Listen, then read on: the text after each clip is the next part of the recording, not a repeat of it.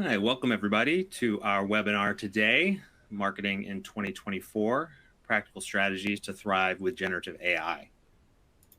My name is Todd Coffey, and I'm a Regional Director of Solutions Consulting here at Persado, and joining me today is our VP of Content Intelligence, Lisa Spira. Hello, everyone. So for our agenda today, we're going to start by going through an analysis of the marketing landscape and the rise of generative AI before we touch on some real-world applications of GenAI across industries. And then we're going to go through a live demo of Persado's GenAI solution before we close it out with some predictions for GenAI's impact in marketing in 2024. And hopefully we'll have some time for some Q&A at the end as well. So to help get us started with an analysis of the marketing landscape, I'm going to pass it back over to my colleague, Lisa. So today, there is a lot of AI-generated copy out there already in the marketplace. And you probably don't even notice it. Can you tell, looking at these messages, which one was written by a human and which one was generated by AI? They're pretty similar. The AI is only generating copy with subtle differences. They're all referencing this extra 20% off sale. There's a limited time on it. They're trying to get attention. The question is, which one was written by a human and which one was written by AI? And this is something that we can come back to. You can think about it, look at those subject lines, and we'll return to this point later. The thing about that is that the subject lines that you saw, they weren't written by a robot. This isn't like a sci-fi robot who is here to take over all of marketing and think up what we should write and write that copy. No, it's a partnership. It starts with humans writing a message. Humans think up what we're going to write content about. Maybe it is the humans who say we're going to have a sale right now. There's going to be a time limit on it. And of course, there are tools to help us figure out the very best ways to frame our messaging and to figure out what we're going to be messaging. But we're the starting place. We're the writers. We're the people who are thinking about this. The way AI comes in is it takes those messages and it optimizes them. So we improve upon the message that the human started with.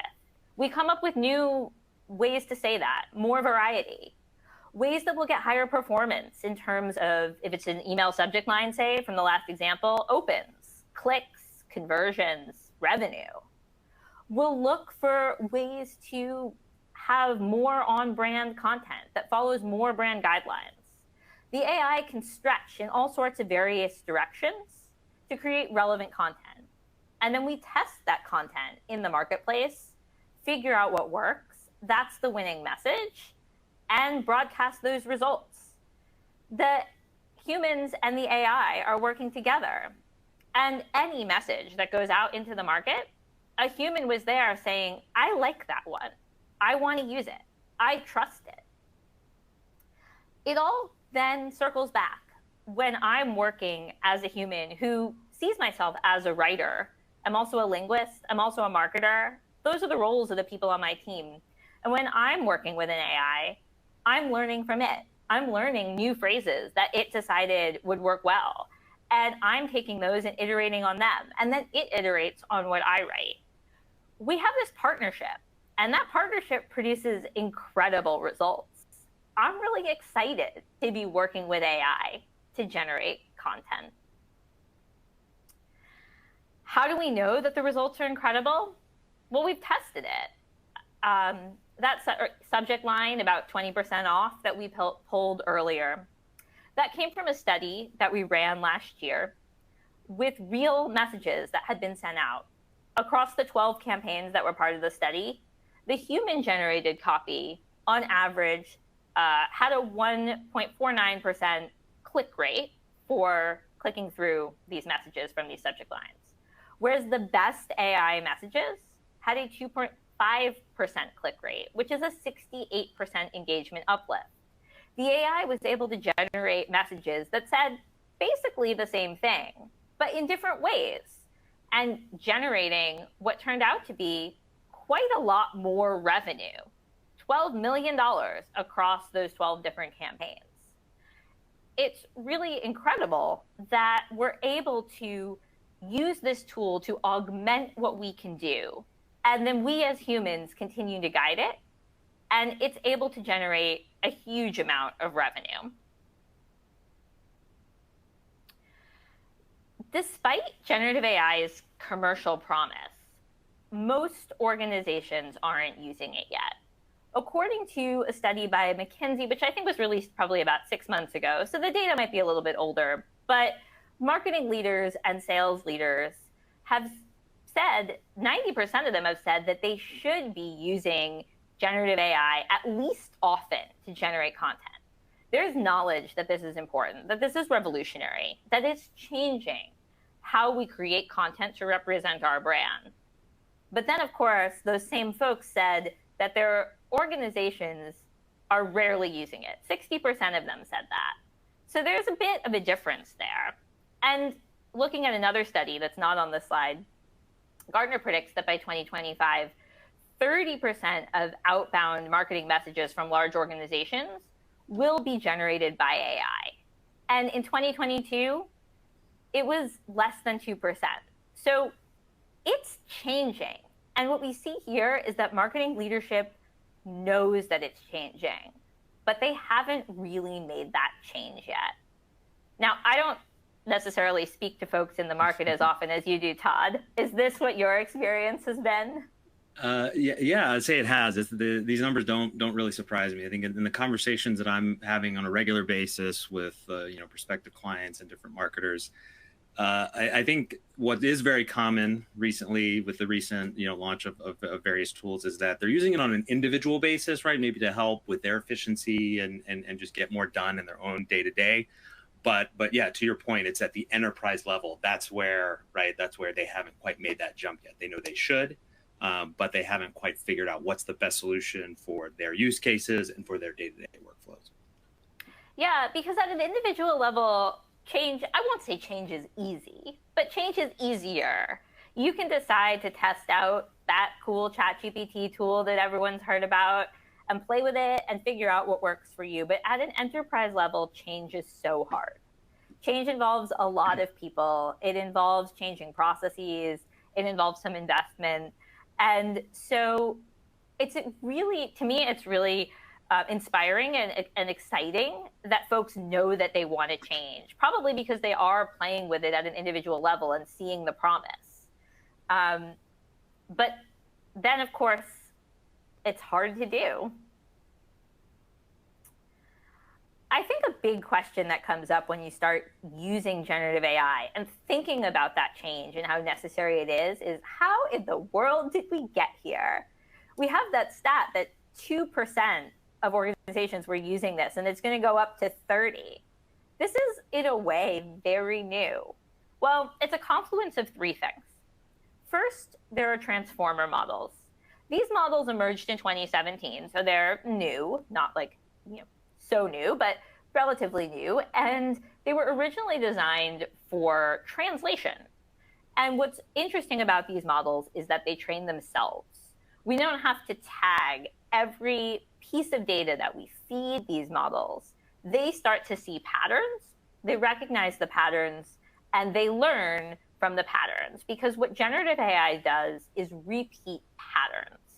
It creates novel content that follows the same patterns that we've continued to see in human content. That's why it sounds human. And where was all the human content that it learned from? It needed data. So that's the other thing. One of the other points of this triangle that came together to make this happen, a large amount of data. Across the internet, humans have generated so much content, text and images and video. And that's all there for the models to train on. And some of it is tagged. Some of the pictures say, this is a cat, this is a dog, this is a chair. But a lot of it doesn't. And a lot of the model's ability to create content is because it doesn't need to be tagged. It's able to learn patterns by recognizing patterns in inconceivably large amounts of data. And more companies are able to now, with their own proprietary data, continually train really specific models that are learning their patterns. But there's a third branch of that triangle, and that's compute. Computation is expensive. And over the course of the last couple of years, we've been able to bring down the cost of computing so that we're actually able to have the models train and learn. So all of that has come together over the last couple of years to allow generative AI to exist and allow generative AI to be right at your fingertips for creating marketing content. And marketing is a really, really great place to get started. It's one of the first places that generative AI is really proliferating, and that's because generative AI's first capabilities, and I'm going to say first because there are going to be many more, but the ones that have like burst on the scene are text, images, audio, visual, video, and code. And these are all places that marketers need to generate, especially the first three at least. Marketers need to generate a lot to be able to reach their audiences. And now we have this tool that's able to write text, it's able to create images, and it's able to create audio and video content just by learning from what's there. Now, it's not perfect. It will make mistakes. My favorite technical term is the term hallucination, which is when your AI makes up something that isn't real, because it was reasonable, given the patterns of what it had learned on. Sometimes you'll see weird images with extra limbs and extra fingers and whatnot, and that's because it learned on a data set of hands and arms doing things like shaking hands or holding things or hugging. So it didn't quite understand anatomy. But these models are getting better every single day. And despite the risks, they're really, really valuable in what they can do. And when we partner with them as humans, we're able to mitigate those risks by noticing things that don't look quite right, editing or adapting or using something different. So that we have really, really successful content that pushes boundaries and encourages us to try new things in our marketing. Of course, there's a lot of folks playing in this space. Anytime there's a brand new technology, everybody really starts using it and building on top of it and building something special. And we could have segmented this list in many ways. Here we have it by text, video, image, different types of content that are being generated. There are also specializations for different industries and other different types of use cases. This is natural. This is normal with new technology. We always see a proliferation of different providers putting their specialty here. And what happens is this paradox of choice. When there are so many options to you, you end up in this decision paralysis. How are you going to make a choice that you're really going to be happy with, that's going to be the right fit for you, that's going to generate content for you, for your use cases, that sounds like you, and that performs for your KPIs. So with that in mind, I'm going to hand this over to Todd to talk a little bit more about Persado's solutions, because they're really cool. Awesome. Thanks, Lisa. So, before we dive in, let's start with I want to start with a problem that all marketers face. At the end of the day, no matter what your goal is for a given campaign or use case or situation, what you really want is your customers to be motivated to take an action, something that drives impact for your business. So be that purchasing a product, registering for a loyalty program, signing up for your email list, referring a friend, anything else. And the way to elicit that action is through motivation, right? And so this is where Persado comes in. Persado is the only GenAI company that creates language with the specific intent to motivate customers to take a business-driven action. And what we call this motivation AI, sort of a subset of the overall generative AI. Now, for the last decade plus, we actually had our 11th birthday recently in December. We've been partnering with Fortune 100 brands across different industries and channels to run the equivalent of over 1 million A/B tests. And what this has allowed us to do is build the world's largest database of words and phrases that are actually tagged and scored based on their ability to drive uplift, right? Not just in clicks, but conversions, right? We talked about that ultimately we want to drive business impact. And it's this knowledge base that we built that is the foundation of our large language model that generates that performance-driven, on-brand language that's proven to drive impact. So like to take a quick look at how the technology works, kind of how we think about language and how we break it down. So, as I mentioned previously, we've been in the game for over 10 years already. And when partnering with our clients, we've implemented a very unique test and learn methodology that has actually allowed us to isolate individual elements of a marketing communication and their contribution to the response from the end customer. And that's what's illustrated in this visual here. So being able to sort of deconstruct and break down the impact that different elements from the intro to your headline, to the actual offer itself, the 30% off, or the copy in your CTA, what was actually driving the impact to the performance, causing people to click, convert.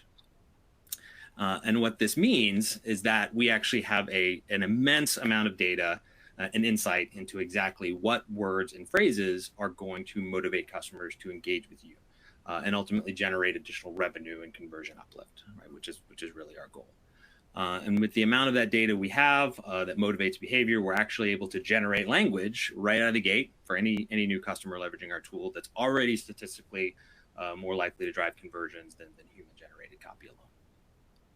And what I think is so interesting about that is that emotion is often the thing that has the most impact on humans taking that action, being motivated to click or convert or whatever that action is. And you see it in this slide right here that the content tagged in red, that emotional content, is really driving that performance. And that's so funny because a machine wrote the copy, but emotion speaks to us. It makes us take notice, and it makes us want to take an action. And so we can measure the different types of emotions and how well they work. And of course, all of these different things like the descriptive language or what type of CTA it is or the tone of the message. Yeah, that's a great call out. I think from what we've seen, that emotional language can contribute 60 to 70% of the overall impact. And another good little tidbit as well, too, this particular piece of creative, this was a real test that we ran with our clients. The winning copy actually had less of a discount, right? By incorporating that emotional language into the message, we were able to drive more impact with a smaller discount. So previously, this motivation AI technology was really only accessible to some of the world's largest companies, just to the nature of the way you had to deploy that test and learn approach. But now we actually have a solution that's much more broadly accessible to businesses of all sizes, and yet can still produce that high performing content in real time. And we call this product Essential Motivation.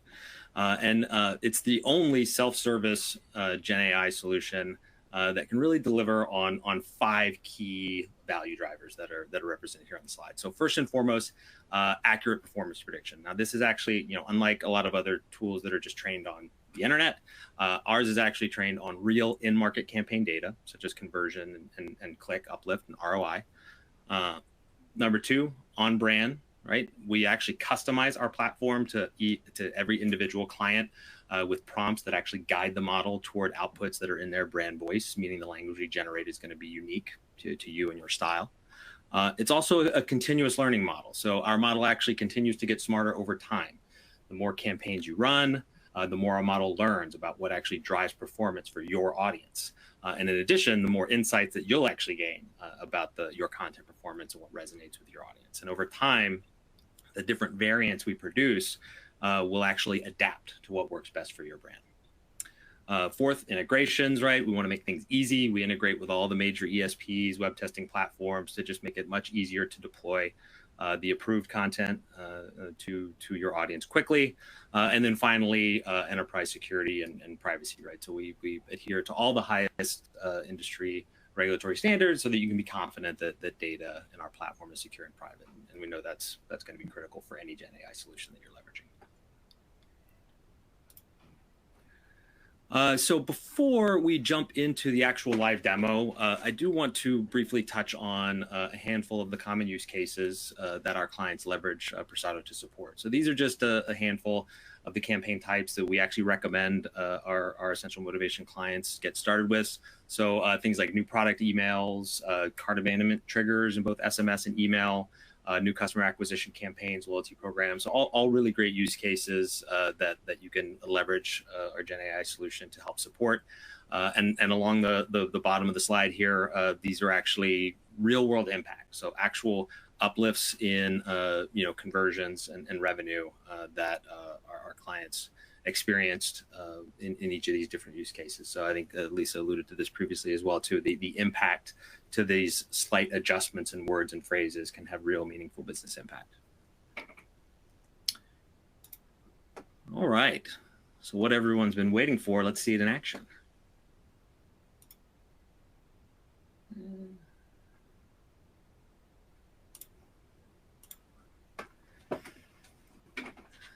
All right, so this is the Persado portal, and here we are. This is our self-service playground that you're directed to when initiating a new content request through our Essential Motivation platform. Now the platform is omni-channel, so you can very easily filter down and for the channel that you're operating in or what you're looking to generate content for. And while we can generate net new copy just through a series of simple prompts, we actually recommend, and where most clients do tend to start, is by improving upon their existing copy. I think Lisa touched on this earlier as well too, where we've seen the biggest impact for our clients is that marriage between the human and the machine, right? So taking copy that you've developed either in-house or with your agency and feeding that into the platform for slight adjustments, improvements. So I have a sample subject line that I've added in here. Pretty straightforward, promoting a sale today only, extra 35% off, probably very common for any retailers on the line today. Now, this is really all we need as an input, but you do have the option to provide other content considerations, essentially other prompts for the AI to consider when generating our variants. So just other context. We have some generic retail examples built in our demo environment here. But what we actually do for our clients, this is really that first layer of the brand voice and style. So we actually will build out a library of prompts that are specifically tailored to your products, your services, and your brand. Again, just making it easier for you to interact with the AI and generate content. So I'm gonna go ahead and leave it empty for now. We go ahead and hit generate. And takes about 30 seconds. You'll be directed to a screen like this one right here, where we're actually going to first do an analysis of that control, the input that was provided, and then to generate 5 slightly different variations or versions of that control copy. And that's what's available right here. Now along the left, we include tools that allow you to refine that content should you choose, refine the output. Again, adding in those other content considerations, other prompts. This is where you can also see and then adjust if you choose the elements of the brand voice and style configuration. So we'll pre-configure things like the tone of voice, playful, casual, excited. You have the option to remove or even type in other tones that you want to take into account for this particular campaign. We know that with every brand, different campaigns, different channels, you may want to evoke a slightly different tone or style. Things like emoji, usage of caps, sentence structure. These are all elements that are going to be pre-configured based on your style guidelines and your brand voice, but that you have the full control to adjust for any given campaign or use case. Now, on the right of the screen over here, we have a few tools that can help you, in your decision making to decide what content to deploy to market. Our performance prediction and brand alignment scores. Now, with any campaign, we know there's usually 3 primary vectors to consider, right? It's the intent of the message, right? Promoting our sale, our short-term sale, 35% off. It's the performance of that message, right? We want to get the most people clicking, engaging, converting, but it's also the alignment with your brand voice.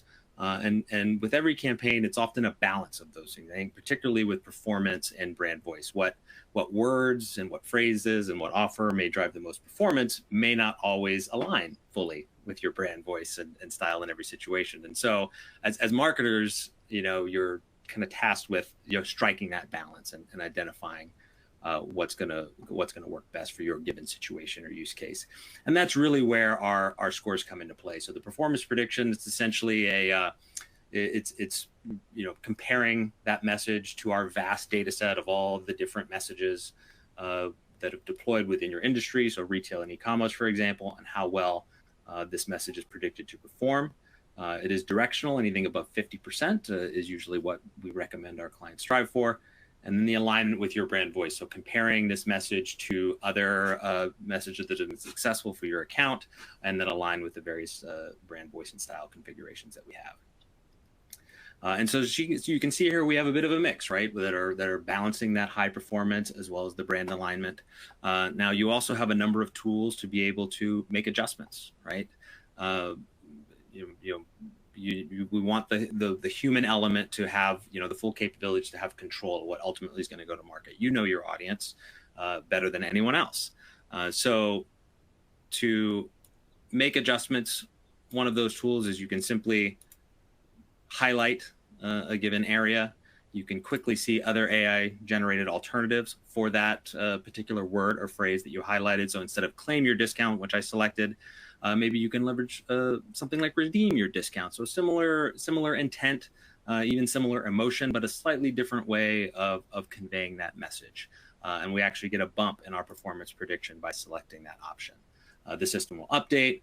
The performance prediction score will update, as well as the brand alignment scores too. So you can see, okay, by making an adjustment here to potentially improve performance, what sort of impact is that going to have on my brand alignment? You can make manual edits as well too. So instead of something like we're giving you an extra, maybe we're treating you to an extra 35% off.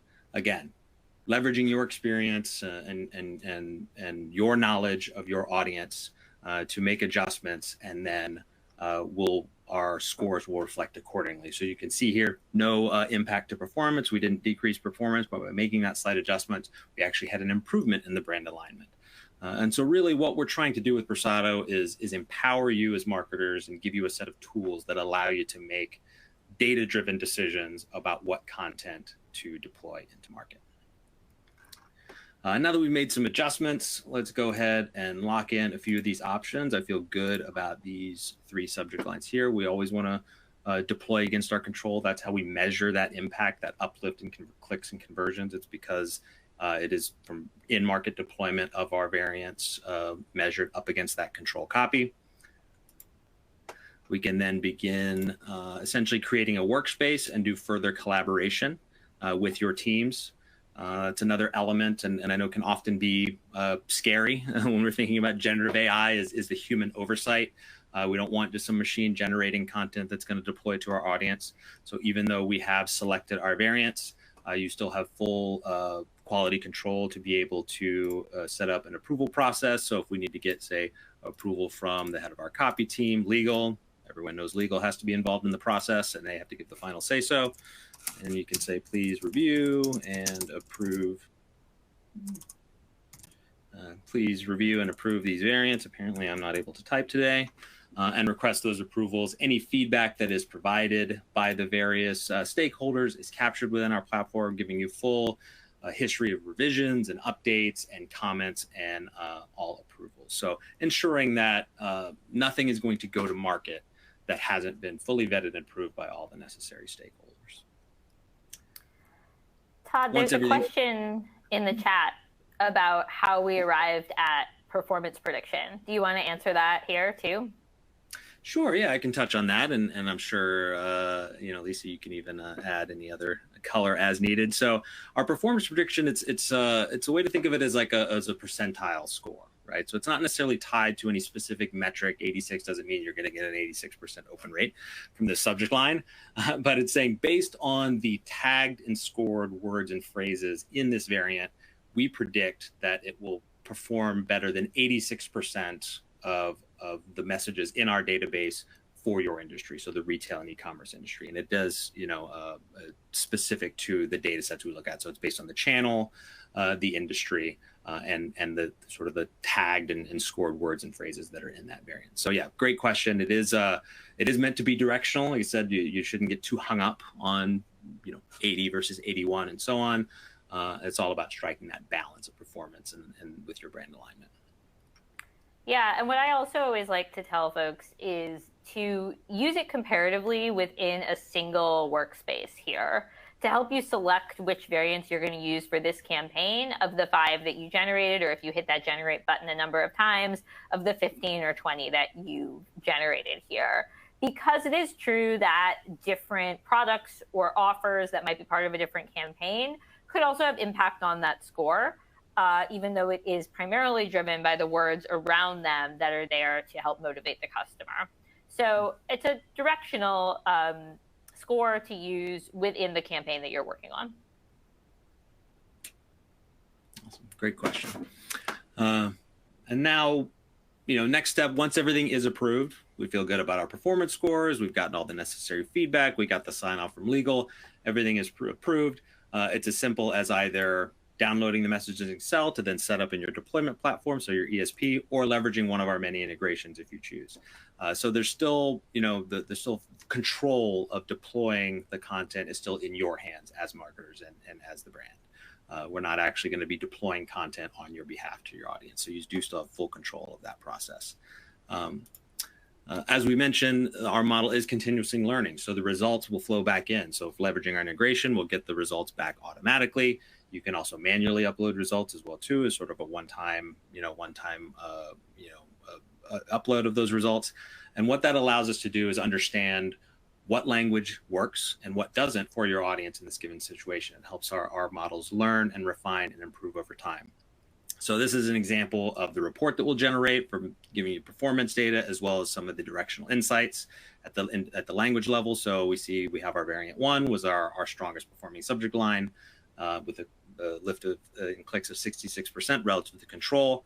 What I think can be really powerful is when you get into some of the individual language tags and elements that were in each of the variants, the winning variant relative to the control. So you can see the emotion of urgency resonated particularly well. We'll also provide some directional insight into the overall tags that were applied to that variant and how it maybe compares to your account as a whole, as well as the industry that you're a part of. So in this case, for example, the offer percentage, including that, it's the second highest performing descriptive language tag for your account. So again, giving you information about the type of language that's performing so that you can then incorporate that into future content that you're developing. Building on that theme, the more you deploy, the more we learn, the more the model improves. We actually start to generate account level insights that you can take advantage of and apply to other channels and other situations. So here we are looking at just the email channel as a whole. You can filter down to any individual channel. What's the KPI that you're interested in? We're looking at clicks in this case. And so for the last year, deploying email campaigns where we're focusing on clicks, our primary KPI, we had 14 deployments, and here were the highest performing emotional tags. So great insight that I think can be really valuable. You may find that while you are commonly leveraging urgency, kind of urgent inducing language in your messaging, promoting your sales, but you may find that actually having language that evokes more excitement might actually be better performing. So allowing you to maybe adjust your strategy a bit and influence other future copy in this channel as well as other channels. We even provide data drilling down into individual language elements as well too. What was the highest performing intro? What was our highest performing headline? Mother's Day, can't forget Mother's Day, always a big big driver of engagement, and maybe even the CTA as well too. So drilling down to individual language elements and providing you data on what's performing and what's not for your audience.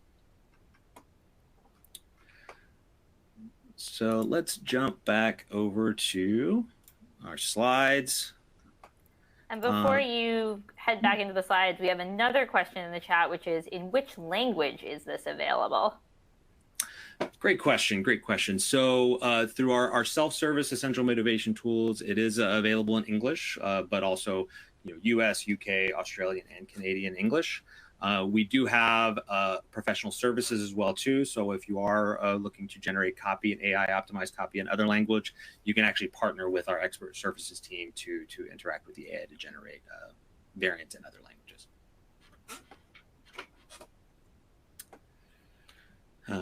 All right, so as we just saw in the demo on that initial playground screen, our central motivation platform, it is an omni-channel solution for marketers. And what you see here, this is a case study of an actual retail client that actually leveraged our technology across different channels and use cases to generate over 50 million in incremental revenue. So not going to go into all the details, but you can see looking at acquisition campaigns and paid social, combining that with win-back trigger and email, as well as product and offer messaging on the homepage of their website. So really looking at a holistic view of deploying Persado across different channels to really have meaningful impact. And speaking of applying Persado language to your website, in addition to our essential motivation toolset, which we've covered, we've also rolled out another solution that we call Persado Dynamic Motivation, which it actually combines our industry-leading performance prediction model, which we touched on, with real-time decisioning and serving capabilities that can be applied to the web. So here's in this slide, we have a visual of what this could look like applying dynamic motivation to arguably the most critical point in the digital customer journey, the shopping cart page. So the way it works is there's a pre-approved set of AI optimized variants, and these are actually served to individual customers based on their unique data profile when they hit the cart page. And that data profile can include things like their behavioral data, so what's captured within their session, what did they view, what did they click on, how many items are in their cart, and so on. And that can be married with your first-party data as well too, so bringing in data from, say, your customer data platform, data management platform. And on the right-hand side, what you're seeing is different ways of essentially communicating the same message. So things like, you're really close, nice bag, we love your taste, and so on, right? These words and phrases, they convey the same meaning, but it's using different words and slightly different emotions and narratives in order to connect with each customer personally at an individual level. And just, again, a little bit of a shameless plug, retailers that we work with that have applied this technology to their cart page, they've seen increases in conversions of upwards of 5%, which we know at scale can translate to tens of millions of dollars. Depending on your traffic. So to kind of summarize the Persado solutions, we have three core products in our language GenAI suite. The perfect starting point, which we focus on a lot today, is our essential motivation. This is a self-service tool set that we went through in the demo. From there, you can actually scale up to our other products, one of them being what we call elite motivation. This is where we're actually applying the machine learning experimentation process. It can be targeted at high-value campaigns and start to drill down at that individual element level data that we saw in a previous slide. And then as well, our dynamic motivation. So this is our personalization product that allows you to generate and serve language on your website that actually speaks to customers on an individual level. It also continuously learns. So what content drives conversions for each individual user. And along the bottom here, just a sample of some of the brands that we've partnered with that kind of put their trust in Persado.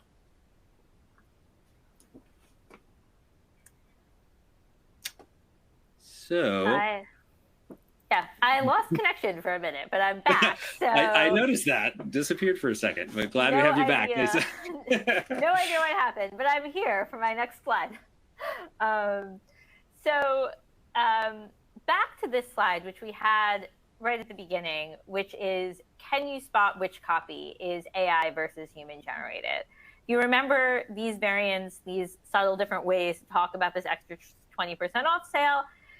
Do you have your guess in mind? Because we're about to reveal the results.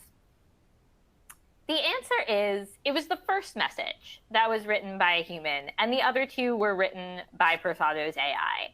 And you might look at this and say, wow, that's really surprising. I think it surprises a lot of people that some of the AI subject lines that have worked best to motivate towards our primary KPIs are longer than something that you might have written as a human. We see in this particular message here the use of you and speaking directly to that person who's reading the message, and your extra 20% off, which are themes that recur a lot in high-performing messages. And one of the great things about the Insights page that Todd was showing is that you can start to pull out your own themes, and you can learn to be a better writer based on what is working for your audience. The AI will do the same thing. It will learn in its own way what works best for your audience and continue to generate messages that are similar to the ones that work best. You feed it new information, you test that, and it learns more. It feeds you new ideas, and it tests that, and it learns more. And we have this process that works together, humans and AI. And the results are really great. In this particular example, which came from that study that we had run last year, this campaign generated a 63% click uplift using that top message instead of using the control, which translated to a lot of revenue for this client. So it really was an exciting thing to see in action. And most of the time, as we found in the study, we as humans don't know what's going to perform best. 34% of marketers chose the highest performer from this particular study across these 12 campaigns. So it really is worth testing and worth trying different ideas that you aren't so sure about, that you wouldn't have written, and kind of expanding the universe that way of what can work for your brand. It means that messaging doesn't get stale because you pull in new types of messaging that you might not have thought of. And you can really get creative and pull in a lot of high performance pieces and continue to test them. And you might be surprised. I work with this AI every day, and I'm still sometimes surprised by what works really well. So now I will pass it over to Todd to share the first of 3 predictions that we have for what's coming next year with generative AI. So prediction 1, outcomes over outputs. Yeah, I think like starting at the tail end of 22 and throughout 23, I think we touched on this earlier in the presentation as well too. Businesses, experimented with and funneled resources into GenAI to improve productivity and efficiency. But I think, moving into the new year, solutions of all price points and use cases, we've already proven the ability to instantly produce high quality conversational content at scale.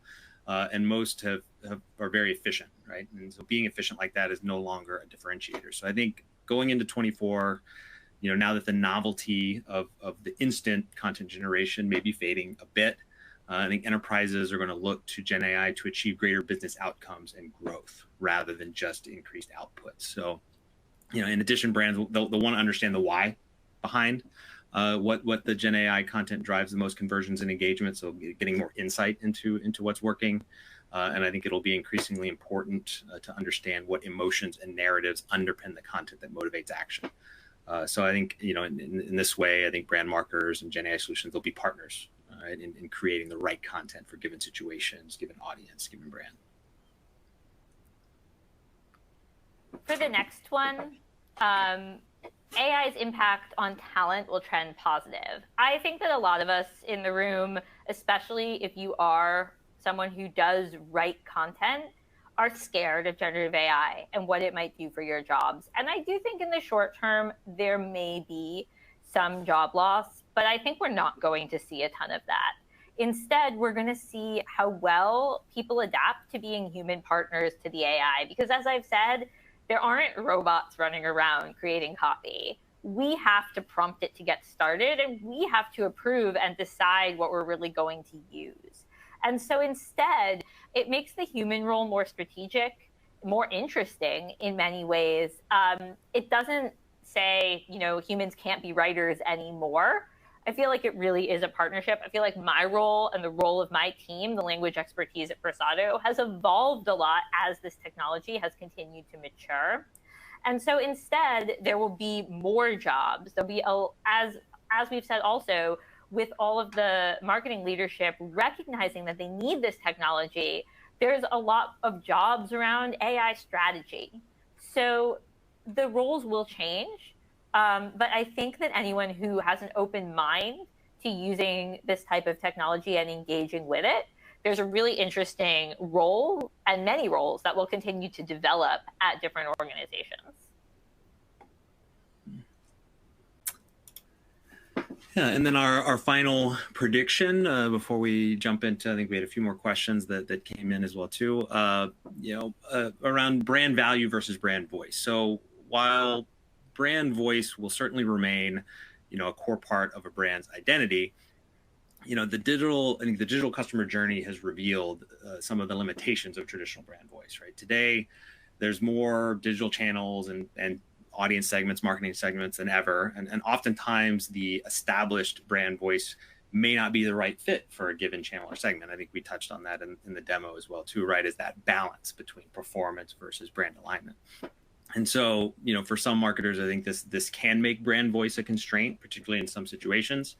And so while most GenAI solutions, for marketing are compliant with brand voice, that's pretty much table stakes at this point. I think the role of brand voice will change with the technology and focusing a bit more on brand value rather than just purely brand voice. All right.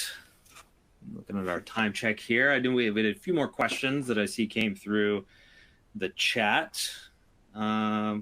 First one that's up next here. So says, I can hear senior management say to me, use ChatGPT, right? It's free, it's cheap. What is the incremental value of using Persado versus a free or cheap AI tool? And any use cases, specific clients that use it? I can speak a little bit to the value. I think that what happens when a new technology is introduced is you get the core models like ChatGPT that are trained on everything to do everything. And they will do everything competently. They will write content for absolutely anything. And it will sound pretty good. But it will hallucinate, as we talked about. It will say things that are false. And it will not be specialized in your particular area or for your particular need. So that's why we get to, if you recall that slide that had so many solutions, we get to all of these different vendors in the marketplace who have solutions that are built specifically around your needs. And Persado is built around motivating action. Persado's generative AI solution is designed to create copy that is going to motivate your audience to open, to click, to convert, to buy, to sign up, whatever it is that you're trying to get them to do. That's what we've been researching and testing for the last decade plus. And so that's what our AI is trained to do. It's trained to work in a marketing context, for marketing channels specifically, for a number of different industries specifically, including retail and travel. And it's really there to understand your brand and within your brand context, give you performance content. Yeah, just to add to that, when we think of some specific clients, I think a number of clients that I work with on a day-to-day basis use both, right? It doesn't have to be mutually exclusive, right? It's the I think the argument of the efficiency versus efficacy, right? Where you might leverage a tool like a ChatGPT to gain more efficiency, essentially creating the control copy, right? And work with it that way. And then they feed that through our system to then get access to, again, the very more specific data set that Lisa mentioned that's more, what we're trained on. It's the outcomes, the business outcomes and engagement. So yeah, I don't think that it has to be an either or, right? There may be multiple solutions that work best for your day-to-day as well as your company as a whole. Let's see. Got another one here. How about this one? While larger enterprises may have the resources to embrace GenAI, how can smaller businesses adapt to this technology? Are there scalable approaches that cater to different business sizes? I think so. Yeah, I mean, I think we were sort of just talking about this because if you are very small or you are an individual, you may not be ready to invest in an enterprise solution. You may be playing around with ChatGPT and kind of figuring out how this is going to fit into your business need before you're ready to dive in. Then I think we have products like the one we were demoing today, which really can be a fit for a smaller, medium-sized organization that doesn't want necessarily to invest an enormous amount, but needs an enterprise-focused solution. And then, I mean, at Persado, we also have our sort of managed services side that you referenced earlier with the translation question or other language question or generating in other languages, which is another way to invest in testing and work at a higher scale, bring in experts who really are experts in the tool and in brand content strategy to then test and learn at a faster rate. I don't know if there's anything you want to add to that. No, that's spot on. And just, I think it looks like we got one last one that I do want to make sure we have a chance to answer before we run out of time here. And certainly the one I like to hear, how can we get started with the service, right? Yeah, is it a subscription model? And so, yeah, to get started, actually, we'll have some contact information. You can go to the Persado website and request a demo, request to speak to someone from our team. We have varying degrees of ways that you can work with us depending on your need, use case, the channels, things of that nature. But yeah, it is a flexibility for either monthly or annual subscription. So we got a lot of flexible options there. And actually coming up, we're actually going to be at eTail West in Palm Springs. So if any folks on the line are going to be attending as well, and you want to get a chance to meet with someone from the Persado team one-on-one, or at any of our events, you can go to the events page on our website. You can also get a chance to hear from my boss, our VP of Solutions Consulting, Taylor Holmes. She's going to be speaking at 2:30 on the 27th. So another little shameless plug. Who doesn't love those? But then, yeah, again, if you are interested in either requesting a trial of the solution, speaking to one of our team members to find out how it can best fit within your business, you can go ahead to persado.com and we'll talk about how we can make it work for you. Thank you for joining us today. Yeah, thanks everybody. Have a great rest of your afternoon.